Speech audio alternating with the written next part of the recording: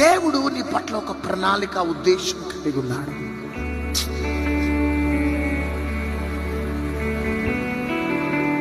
కానీ అకస్మాత్తుగా ఏం జరిగింది?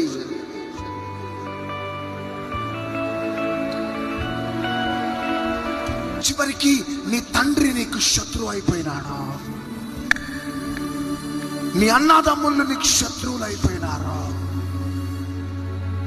చివరికి యోసేపును పగబట్టినట్లు నీ చుట్టాలు, రక్త సంబంధులు, బంధుమిత్రులు పగబట్టిన అనుభవంలో యుద్ధాన్ని నువ్వు అనుభవిస్తున్నా. చివరికి నీ పరిస్థితి యోసేపు లాగా నువ్వు తరమబడ్డావు. యోసేపు లాగా బావిలో, యోసేపు లాగా ఫేస్బుక్ అయిన స్థితిలో, యోసేపు లాగా చెరసాలలో ఉన్న అనుభవం.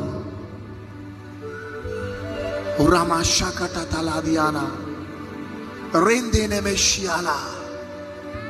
ప్రభు, నీవిచ్చిన దర్శనం ఏమైందయ్యా?